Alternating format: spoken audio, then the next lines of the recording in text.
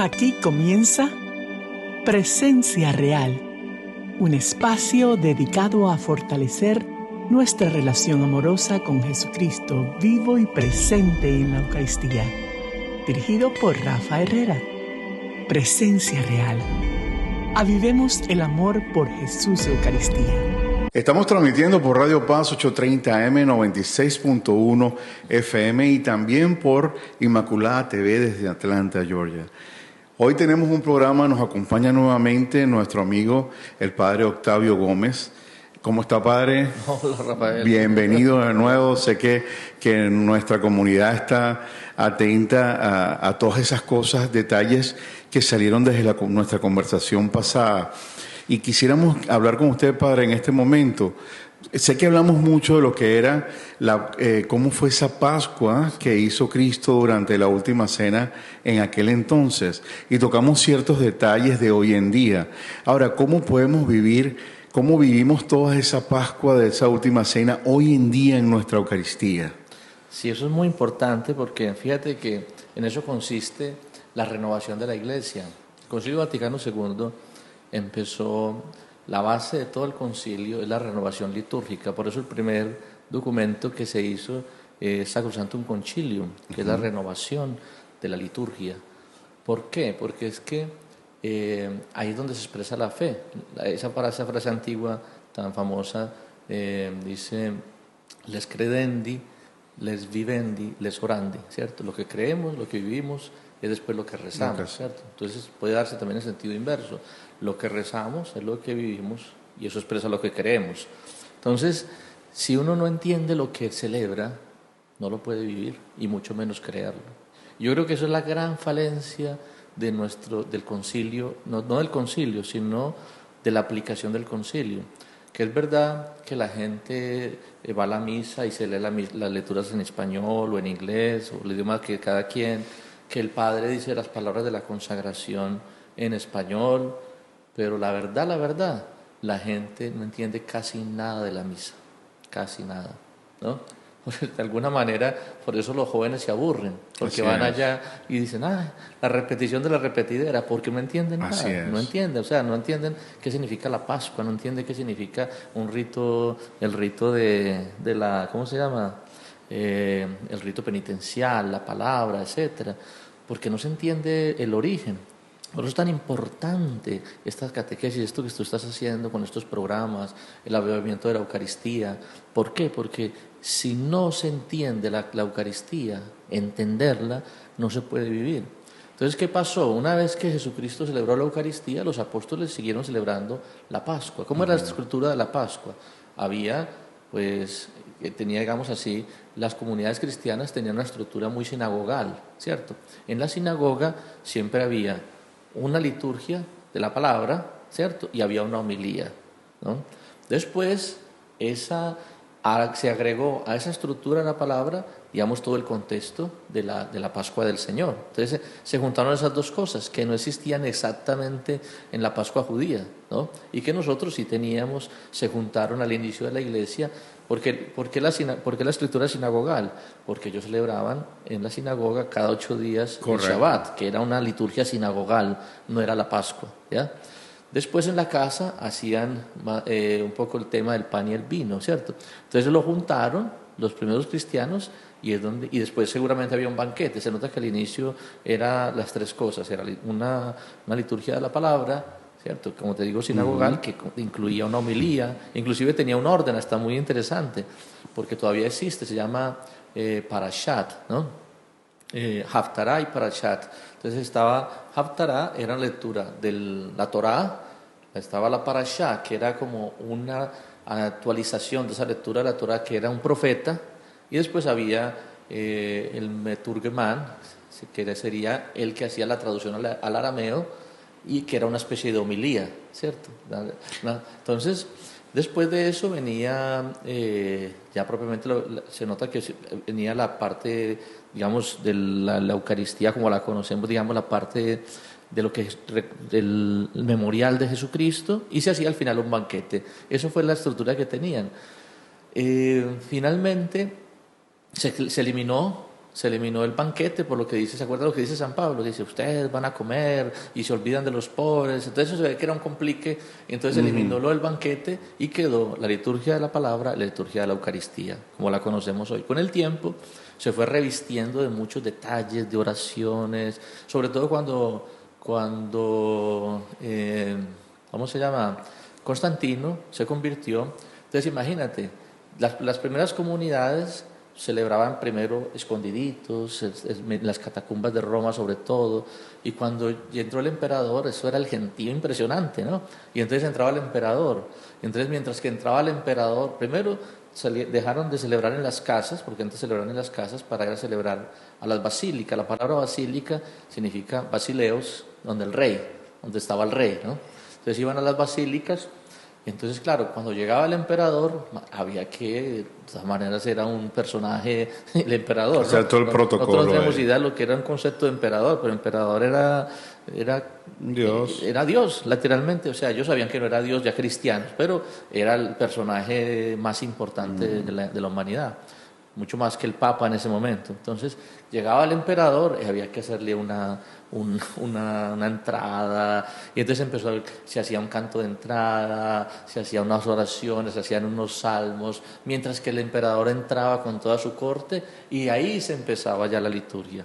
Y luego, con el tiempo, se fue revistiendo la Eucaristía, digamos, de otros elementos, oraciones, penitenciales sobre todo, etcétera, de manera que llegó un punto, y otra cosa muy importante, que, claro, sobre todo a partir del Concilio de Trento, donde la Eucaristía, a cierto punto, la Eucaristía estaba tan llena de cosas que el Concilio de Trento tuvo que poner un orden. Entonces, el primer orden que vamos a hacer es que vamos a poner la misma plegaria, ¿no? La misma consagración, tiene que ser la misma. Entonces ahí es donde nace el misal, para seguirlo exactamente como debe ser, ¿cierto? Pero el misal no puede ser en cualquier lengua, porque si no entonces el uno lo va a cambiar el otro, entonces la pusieron en latín. Pero en el momento en que eso se coloca, la gente ya no entendía latín.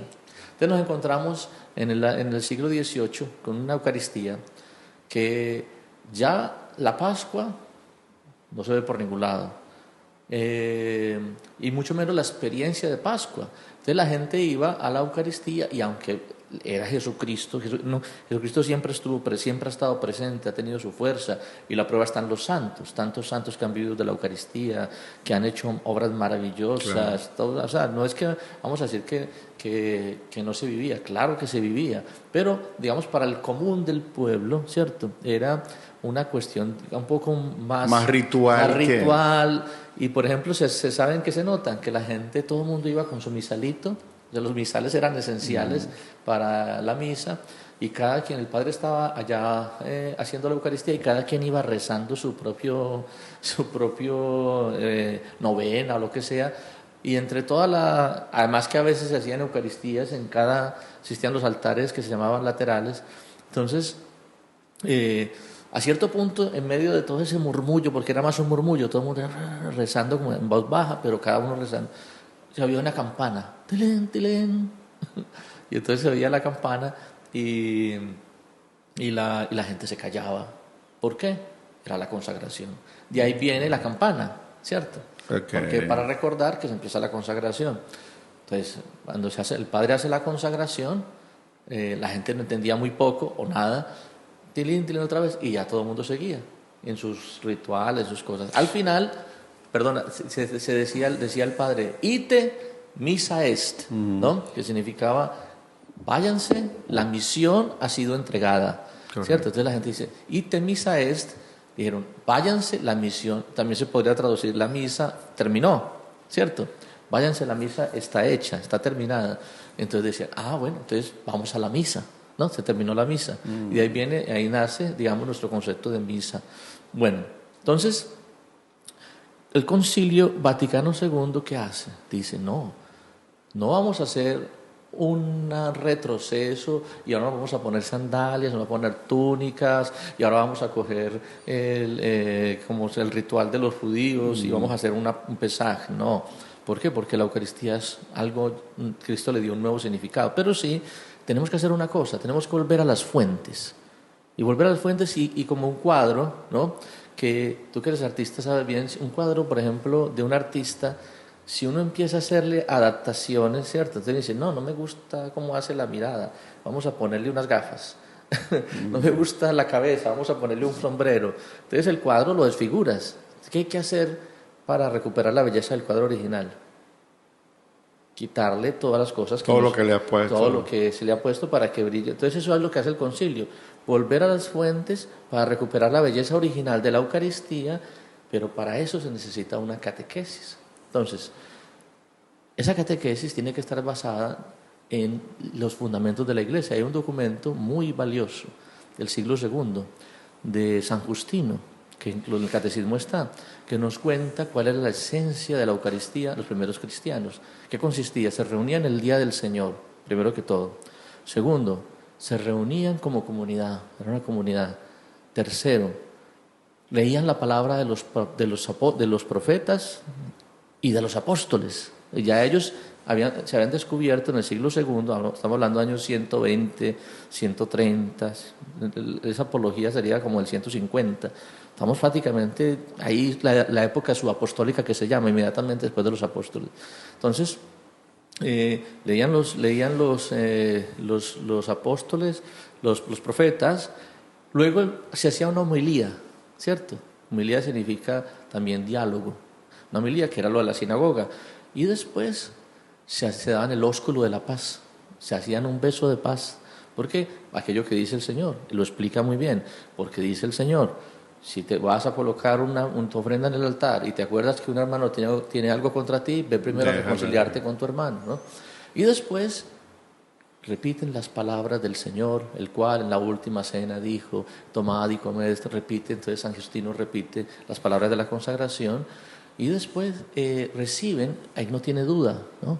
El cuerpo del Señor es recibido por cada uno de los fieles, y al final, bueno, hay una parte que también habla de la oración, antes de eso habla de la oración de los fieles, después habla de la consagración propiamente, cómo reciben la comunión, y inclusive dice que los diáconos están encargados de llevar esa comunión a los enfermos que no podían llegar a esa Eucaristía. Estamos hablando del siglo II.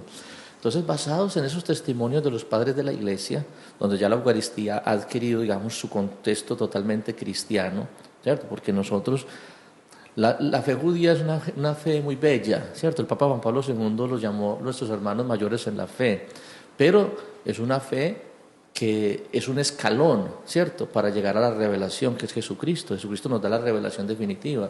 Entonces, eso es un error nosotros querer hacernos judíos, ¿cierto? Claro, nosotros somos cristianos, claro, porque no somos mejores, simplemente tenemos reconocemos ese don de la revelación plena en el Hijo de Dios, que es Jesucristo. Pero para poder entender, tenemos que ir a su origen, que es el pueblo judío, ¿cierto? Así es. Y los queremos y los valoramos mucho, pero, claro. pero la Eucaristía no es la Pascua, ¿cierto?, judía. La Eucaristía es lo que nosotros celebramos como la Pascua de Cristo, que es otra cosa, ¿cierto? Hemos visto novedad. Y eso cómo el concilio lo implementó. Yo creo que eso es lo esencial que tenemos que entender hoy. Entonces, por ejemplo, ¿qué tenemos nosotros hoy en la liturgia? Primero que todo tenemos, muy importante, que a veces se pierde mucho, pero lo ideal sería eso, que hay que tener una asamblea, ¿cierto? Una comunidad. Muy importante, que no es solamente mi misa. Yo no voy a escuchar misa, no. Yo voy porque voy con una comunidad, unos hermanos. Por eso que es importante estas iniciativas como Emaús. Yo conozco muy bien, y todo esto básicamente que estoy diciendo yo, no lo aprendí ni siquiera tanto en el estudio, digamos que lo corroboré, lo profundicé, pero lo aprendí básicamente en una experiencia que se llama el camino neocatecumenal, ¿cierto? Después también está el Lazos de Amor Mariano, por ejemplo. O sea, la Legión de María. Se necesita hoy, más que nunca, vivir en comunidad, ¿cierto? Y la parroquia podrá vivir la Eucaristía más plenamente en la medida que sea lo que dice el concilio, comunidad. Bueno, el concilio no lo dice, en varios documentos posteriores. La iglesia, parroquia, tiene que ser comunidad de comunidades. Entonces, por eso es esencial que nos conozcamos, que sepamos quiénes somos, que nos unamos. Entonces, primero, además, el domingo, celebra el domingo porque es el día del Señor, lo dice San Justino, que sea una asamblea, una comunidad. Y después hay una parte que es muy interesante, que ahí se entiende muy bien cómo la Eucaristía viene de la Pascua. ¿Qué es esto? El acto penitencial. ¿Por qué acto penitencial? Además de lo lógico, que es que, hombre, yo necesito purificarme para entrar en la cena del Señor. Ahí entendemos la lavatoria de los pies, ¿cierto? Un acto, no es un acto penitencial, un acto de purificación. Los judíos, antes de celebrar la Pascua, hacen los panes, se llaman masá, ¿no? Porque ellos tienen que buscar, se llama la búsqueda del hametz. Entonces, ¿qué hacen ellos? Ellos mandan a los niños, son como cuando nosotros hacemos en la Navidad con el niño Jesús, que mandan a buscar al niño Jesús. Busca al niño que está escondido. Entonces ellos lo que hacen es que esconden por la casa pedacitos de pan ácimo, ¿cierto? Pan normal. Y los niños lo que tienen que hacer es buscar por toda la casa, para que la casa esté totalmente pura, que no haya hametz, que no haya esos ácimos por ahí. Por eso dice San Pablo, liberados de esa levadura antigua, etcétera, etcétera. ¿Por qué? Porque esa imagen de que para poder entrar en la Pascua hay que entrar con un espíritu libre, un espíritu, digamos, totalmente dispuesto a recibir al Señor. Esa búsqueda, entonces hay una oración muy bonita en el Hametz que dice: Señor, tú sabes que hemos buscado en todas partes, hemos querido prepararnos para estar dignos, para hacer esta Pascua. Si hay algún hametz, alguna levadura que no encontramos, perdónanos, porque no fue exactamente el acto penitencial, ¿sí o no?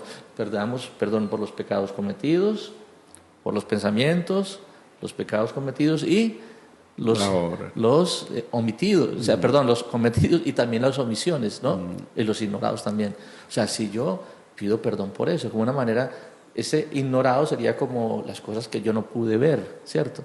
Y después, una vez que hace el hametz, se empieza la liturgia de la palabra, que era como hacía en la sinagoga. Fíjate que tenemos hasta un ciclo. Los judíos tienen todavía un ciclo fuera de Jerusalén de 3 años, como nosotros, y en Jerusalén de 1 año. Pero es un ciclo litúrgico a través del cual se va leyendo toda la Torá, ¿cierto? Okay. Igual que nosotros. Y después viene la homilía, ¿no? Que es fundamental. La homilía no es tanto que el sacerdote le dé a la gente una enseñanza. ¿Saben qué es la homilía? La homilía perfecta es la que hizo Jesús. ¿Sabes que Jesús hizo una homilía o no?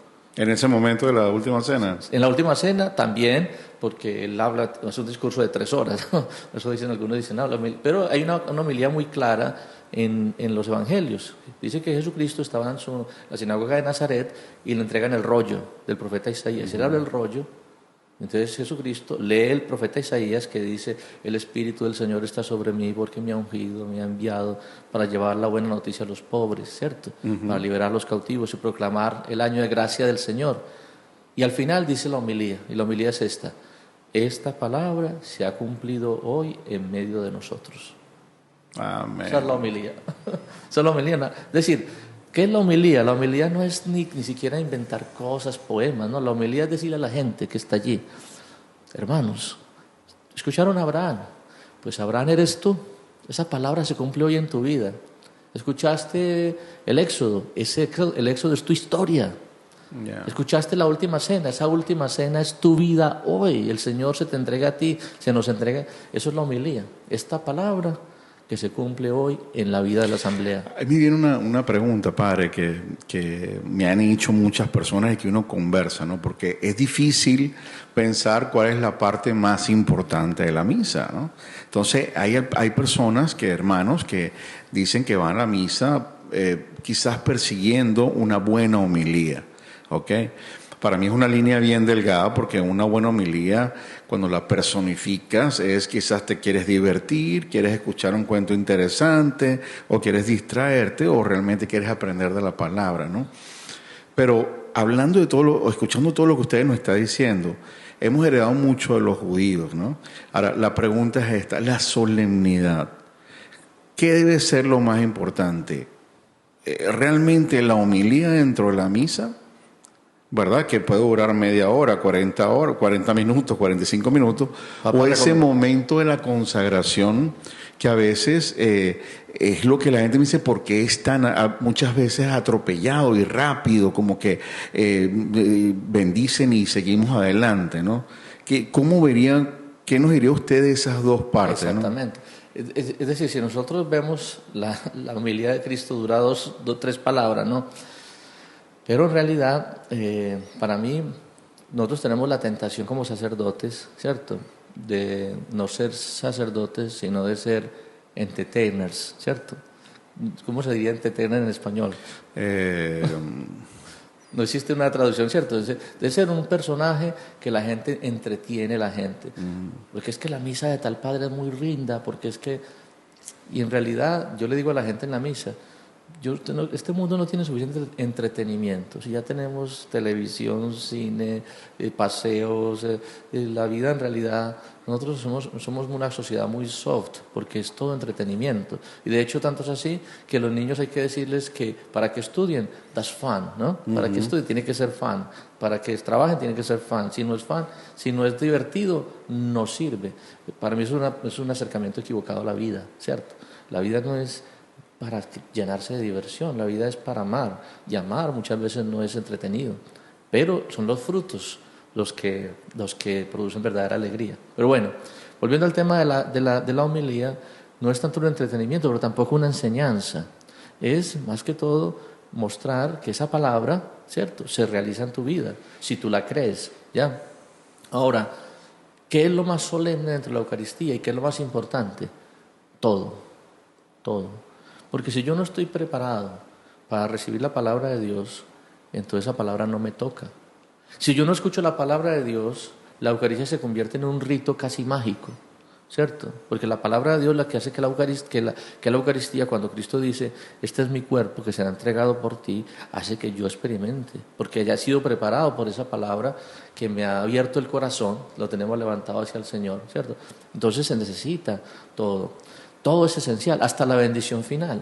¿Por qué? Porque en la bendición final se dice, podéis ir en paz. Paz es la síntesis de la vida de un cristiano. Paz en hebreo se dice shalom. Shalom no es solamente tranquilidad, dormido, no. Shalom es plenitud, shalom es con ser completo, ser lleno, la felicidad que uno busca en todo y que no encuentra en ningún lado sino en Dios. El Señor es mi pastor, nada me falta, ¿cierto? Esa paz. Por eso Jesucristo le dice a los discípulos cuando resucitado, la paz esté con vosotros. No le doy la paz como la da el mundo. Entonces fíjate que escuchar esa palabra, se pueden ir en paz. La gente cree que cuando uno dice se pueden ir en paz, ya por fin cumplí, ya me puedo ir de esta cosa tan fastidiosa, se acabó. No, es esencial que yo reciba esa bendición. Entonces todo es importante y todo es solemne, ¿cierto? Yo, por ejemplo, a veces tengo esa dificultad. Ves que no me cuesta mucho hablar. Entonces la homilía se me alarga un poquito. Y entonces, claro, yo trato de hacer las palabras de la consagración con la mayor solemnidad posible. Pero yo creo que eso está unido lo uno con lo otro, ¿cierto? Padre, gracias por todos estos conocimientos que nos comparte.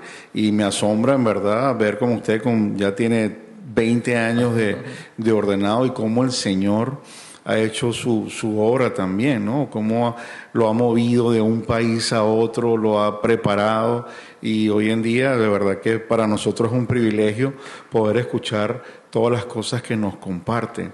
Y para despedirme quisiera preguntarles, con todo este plan que el Señor ha tenido en su persona para poder llevar esa buena nueva del Señor y la evangelización, ¿qué siente el Padre Octavio cada vez que tiene el cuerpo de Cristo? Mira, eso es una cosa, yo le pedí mucho al Señor desde el día que me ordené, que Dios te haya elegido para actuar en ti, en persona Cristi, eso es un don infinito, sobre todo en la Eucaristía. Y obviamente está esa tentación, ¿cierto?, de perder ese sentido, ese sentimiento de asombro, pero generalmente cada vez que yo digo esas palabras, realmente me siento asombrado, ¿cierto?, porque este es mi cuerpo. Uno debería decir, este es su cuerpo, ¿cierto? Porque, claro. Pero no, nosotros decimos, este es mi cuerpo. ¿Cómo? ¿Y yo quién soy para decir este es mi cuerpo? Porque no soy yo, es Cristo quien vive en mí, ¿cierto? Amén. Es el Señor que toma posesión de mi cuerpo para decirle a esa comunidad en ese momento, este es mi cuerpo. Y uno lo nota no solamente los domingos, hasta la misa en semana. Uno ve como la gente que viene a la misa en semana es una vida muy distinta. Así es. Es bien distinta. Realmente la gente, generalmente, porque también hay gente que está loquita y va porque no tiene más que hacer, ¿cierto? Pero cuando una persona va a la Eucaristía en semana y realmente, aquí yo tengo de frente a Carlo Acuti, ¿cierto? Ajá. Él iba a misa todos los días, un muchacho de 15 años, ¿no? Todos los días iba a misa. Yo también a los 15 años iba todos los días a misa, porque me mandaban, cuando yo estaba en el proceso vocacional, una de las cosas que nos mandaron es ir todos los días a misa. Y yo como era obediente, empecé a ir. Y las bendiciones que Dios me dio en ese tiempo son increíbles. Así es. Gracias, Padre. Bueno. Dios me lo bendiga y estamos pendientes y nos vamos a ver pronto. Gracias a ti, Rafael. Estamos transmitiendo por Radio Paz 830 AM, 96.1 FM y por Inmaculada Radio y TV. Los invitamos a que nos acompañen en este próximo espacio. Quiero ser tu adorador. Te quedaste vivo en el pan, Señor. Con los ángeles cantamos, Santo, Santo, Santo es Dios. Quiero ser tu adorador. Queremos adorarte a ti, Señor.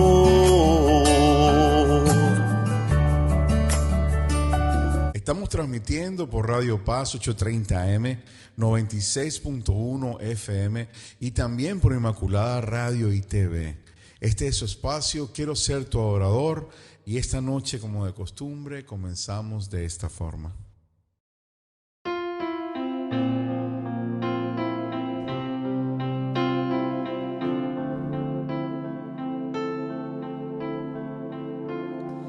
Santo Espíritu, amor de Dios, que sobre nosotros, Señor, dador de vida, de eterna alegría, llena este lugar con tu ser, oh luz divina, llena nuestras vidas hasta lo más hondo de nuestro ser.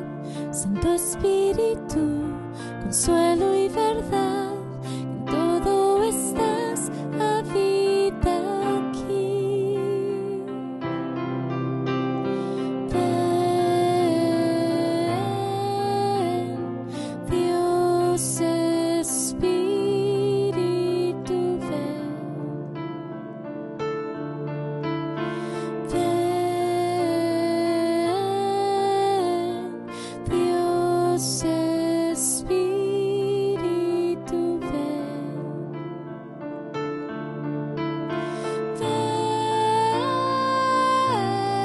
Ven, Dios Espíritu, ven. Ven, Dios Espíritu, ven. Me rindo a ti, Paráclito, me rindo a ti, me rindo a ti, Paráclito, me rindo a ti, me rindo a ti, Paráclito, me rindo a ti, me rindo a ti, Paráclito, me rindo a ti.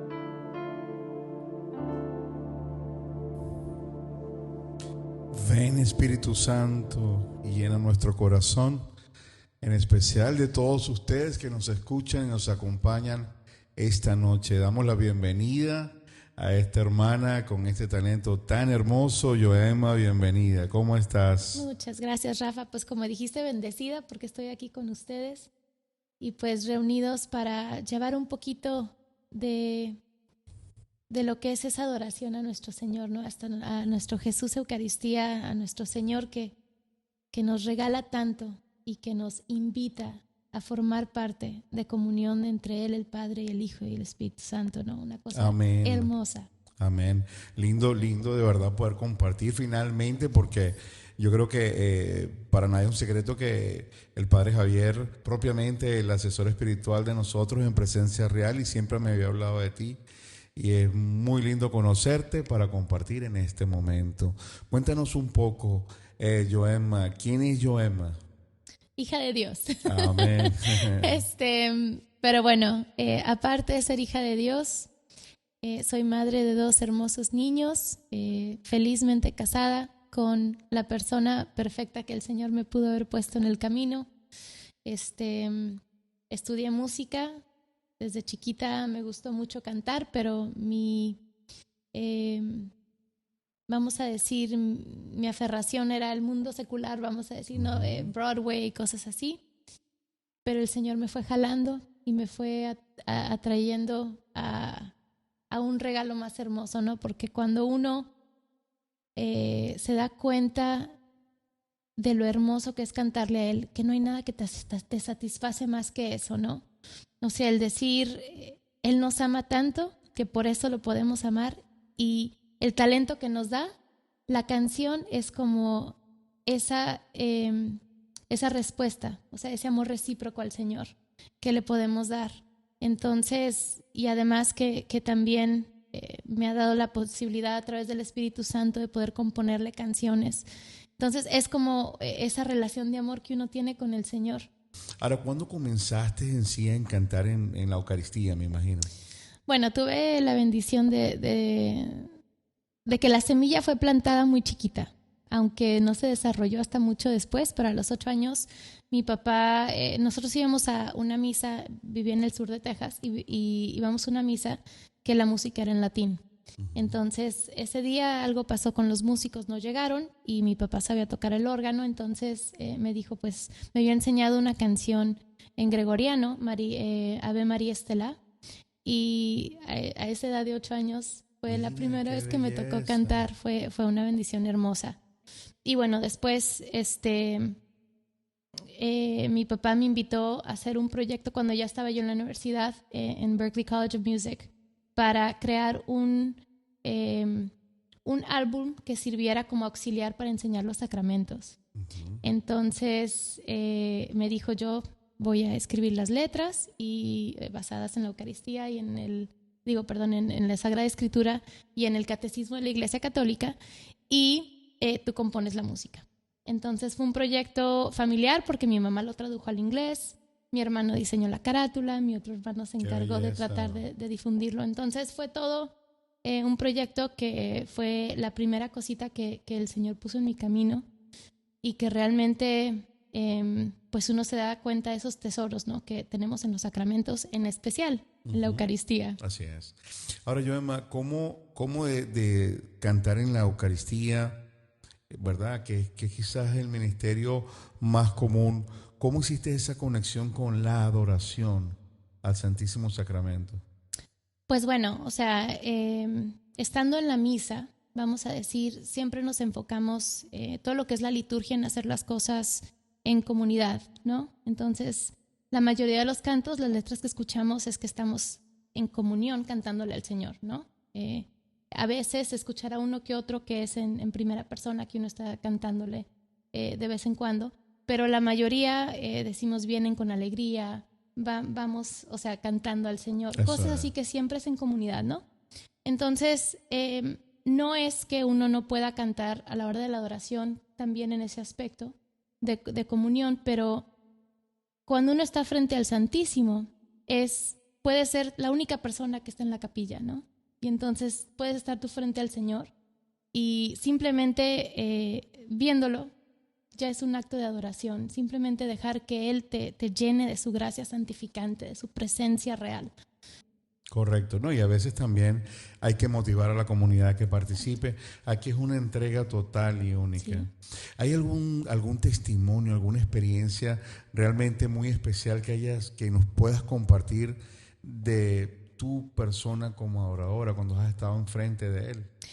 El Señor ha sido tan grande conmigo y con mi familia. Yo creo que hay muchas. Te puedo decir que momentos en que yo pasaba por algo difícil y que vi el rostro del Señor dentro de la hostia en el Santísimo, yo vi su rostro. Una cosa tan hermosa en un momento donde realmente fue de rendición, donde yo entregué una relación de 7 años que me costó mucho dejar. Y en ese momento de rendición, donde yo llena de lágrimas, volteé a ver al Santísimo y vi el rostro del Señor. Pero algo mucho más que eso. Mi esposo lo diagnosticaron con un tumor en el cerebro y nosotros fuimos al cenáculo de las hermanas traspasadas, traspasados, exacto. Y ellas le pusieron, el sacerdote le puso el Santísimo a mi esposo en la cabeza. Y en ese momento, o sea, los dos nos llenamos de lágrimas. Sabemos que el Señor ya estaba ahí tocándolo y sanándolo. Y después de unos meses yo recuerdo que volví a ir al Santísimo y yo sabía que el Señor me dijo, ya no tienes de qué preocuparte, Él está bien. Y sí, resulta ser que el tumor de mi esposo, que supuestamente no se podía encoger, que había crecido de 5 milímetros en un febrero, para mayo ya estaba en 15, para junio estaba en 16 milímetros. Había crecido impresionantemente, le hicieron la biopsia, no sabían qué tumor era, finalmente vieron que era un tumor que no se podía encoger. Al mes de la biopsia se había encogido el tumor a 0.8 milímetros y esto fue en el 2019 y a la hasta al año siguiente se volvió a encoger y el siguiente año ya no había nada más que el hueco donde había estado ese tumor. Entonces, esos son, o sea, el Señor ha hecho tantos milagros en mi vida, pero no cabe duda de que es cuerpo, sangre, alma, divinidad, su presencia real, es Cristo vivo. Ese mismo Cristo que murió y resucitó está ahí. No nos cabe duda. Yo no termino, Joemma, de sorprenderme. Yo te estoy escuchando y de verdad mi corazón palpita porque es impresionante cómo frente a cada testimonio de este tipo tú ves lo grande, lo poderoso que puede ser Dios, ¿no? Para con nosotros cuando recurrimos a Él, porque es una de las cosas que siempre hablamos en todos los programas, esa disyuntiva en cuando quieres reconocerle o quieres acercarte en que si me va bien, si no me va bien, si me sanó, no me sanó, y es difícil entender que Dios es amor, es poderoso, es misericordioso, que escucha nuestras oraciones y que si Él quiere y es su plan, eso va a suceder. Así es, y desde el momento que diagnosticaron a mi esposo, Él lo puso en su voluntad y dice, Señor, o sea, que sea tu voluntad completa. Es difícil decir algo así porque pues uno dice, yo quiero ver a mis hijos crecer, ver a mi esposa que esté viejita, ¿no? Así o sea, vivir una larga vida, pero en la voluntad del Señor, Él siempre va a hacer lo que va a ser mejor para nuestra salvación y para nuestra alma. Y uno tiene que saber que si esto nos va a santificar o nos va a llevar a poder gozar de la vida eterna con Él, a veces los momentos difíciles, a veces la respuesta es que no hay una sanación física, sino una sanación espiritual solamente, ¿no? Y a veces son ambas, pero eso es en la voluntad del Señor. A su tiempo. A su tiempo. Y en su forma. Bendito Dios. Joemma, sé que tienes una familia hermosa. De verdad pido a Dios que los bendiga. Amén. Que siga realmente aumentando ese fuego dentro de ti para servirlo y también para crecer a tus hijos dentro del camino del Señor, y también a todos los que nos están escuchando, que podamos realmente, que el Espíritu Santo nos haga entender, ver más allá de lo mágico que pudiera ver las personas cuando hay sanaciones de este tipo. Personalmente tengo actualmente personas que han sanado, ya sea con un procedimiento médico o con como resultado de la adoración, y creo fervientemente en lo que nos estás contando. Te invito a que en este momento nos unamos en oración, en agradecimiento al Señor por su poder, por su amor, por todo lo que nos da, y que juntos a toda nuestra comunidad podamos exaltar su nombre.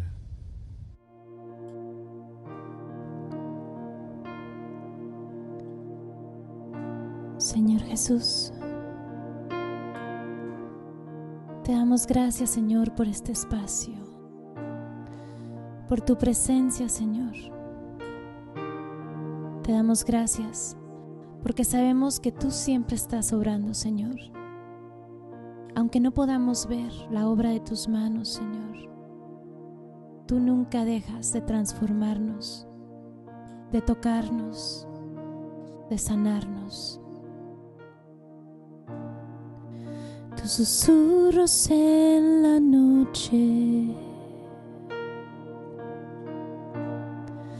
por el día proclamaré.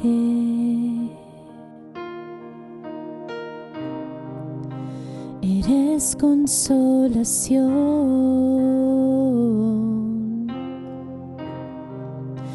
en la desolación.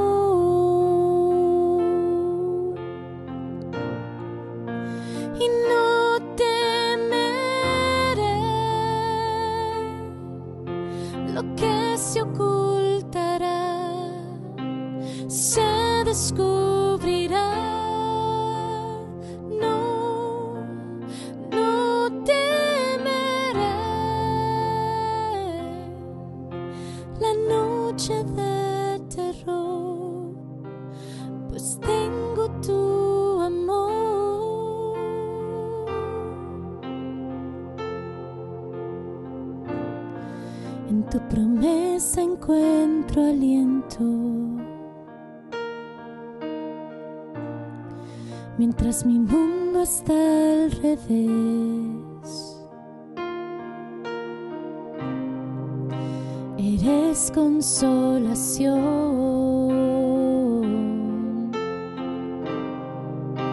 en la desolación.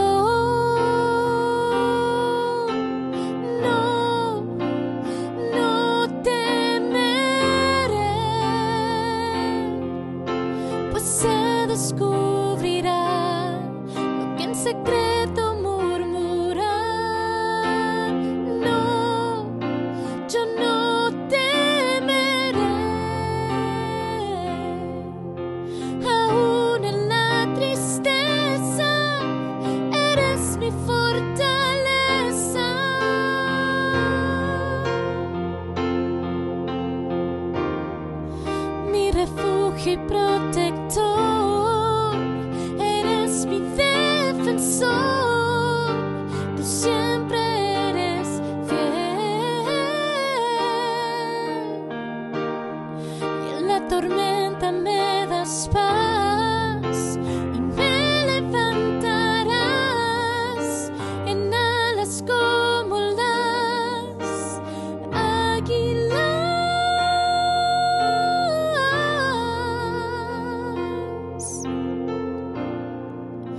Y no temeré, aún en mi dolor siento tu amor. No, no temeré, aunque en pedazos esté, yo no perderé la fe.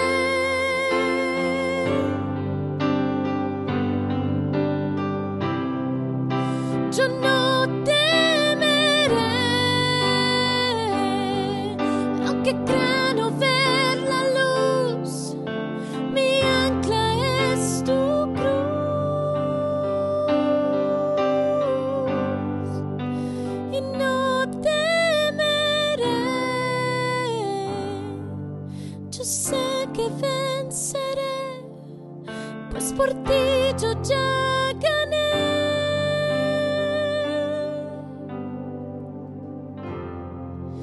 Y tuya soy.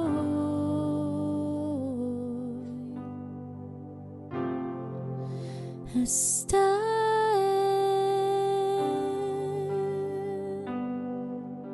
final.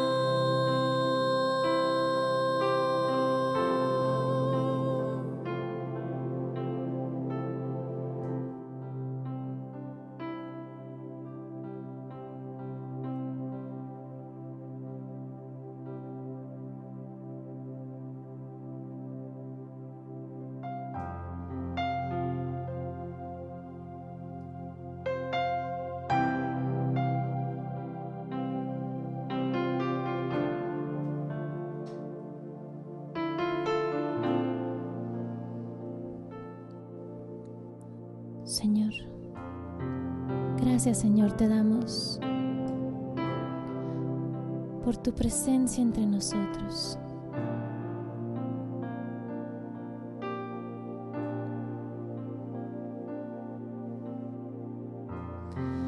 Te pedimos, Señor,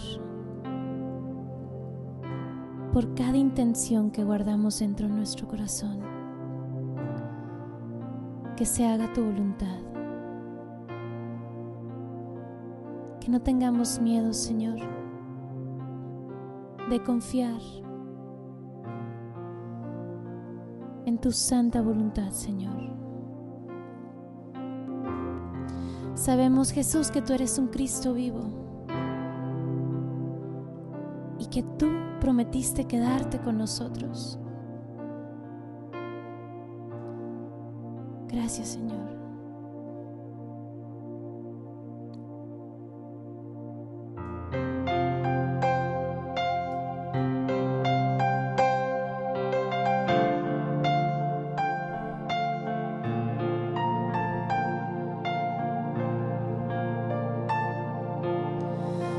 Prometiste quedarte aquí y lo cumpliste y te adoramos, tú en mí, yo en ti, tu invitación a esta santa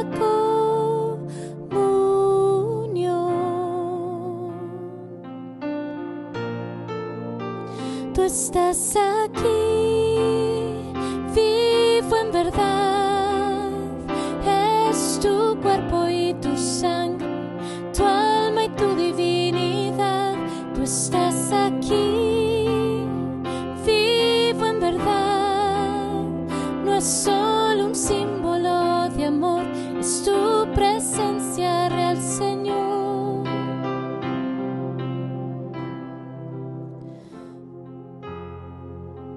Señor Jesús, Yeshua, gracias, Señor, porque podemos alabarte, podemos adorarte, Señor, en el santísimo sacramento del altar.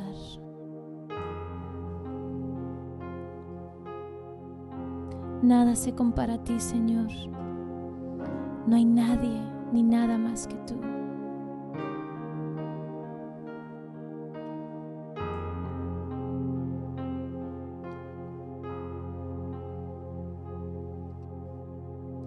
Yeshua, Yeshua, Yeshua, Yeshua, Yeshua, Yeshua, Yeshua, Yeshua.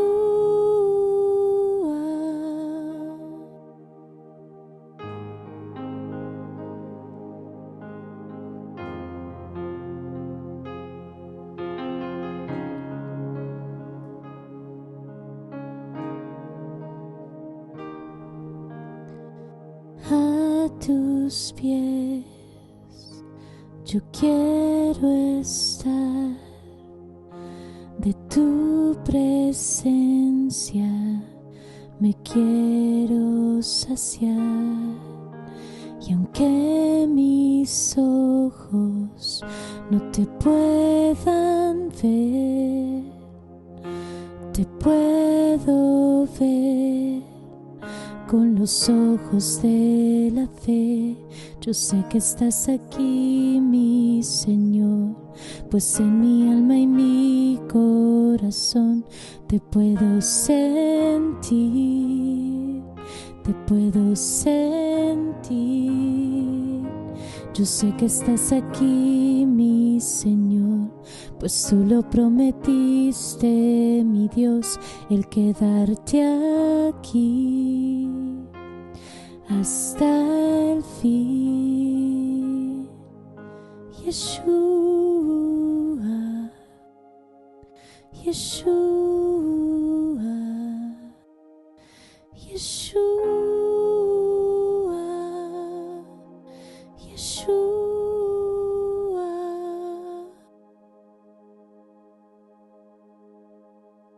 Amén. La verdad que no me queda otra palabra más que decir. Amén. Gracias, Joemma. Gracias por este momento de oración. Tan lindo, la presencia del Señor nos bendice esto y todas las noches. Esperamos que todos ustedes también hayan formado parte de este momento tan hermoso de oración a nuestro Jesús y a su presencia real. Gracias por tu entrega, por tu apoyo, y seguiremos orando juntos. Amén. Y esperemos juntos adorar al Señor pronto. Amén. En su voluntad y en su tiempo. Así va a ser. Estamos transmitiendo por Radio Paz 830 AM, 96.1 FM y por Inmaculada Radio y TV. No queremos despedirnos también esta noche agradeciendo al Padre Octavio Gómez, quien está también en la parroquia de San Maximiliano, aquí en Pembroke Pines, al igual que Joemma sirve en la misma parroquia. Dios bendiga a esta parroquia, a todos sus feligreses, y pues nada, los invitamos a seguir adorando al Señor. Nos vemos pronto la semana que viene. Un abrazo, Dios les bendiga. Radio Paz presentó Presencia Real, un espacio dedicado a fortalecer nuestra relación amorosa con Jesucristo vivo y presente en la Eucaristía. Dirigido por Rafa Herrera. Presencia Real. Mientras llega nuestro próximo encuentro, visitemos las capillas de adoración de nuestras parroquias. Avivemos el amor por Jesús y Eucaristía. Tu presencia real, el Dios escondido en el pan, misterio.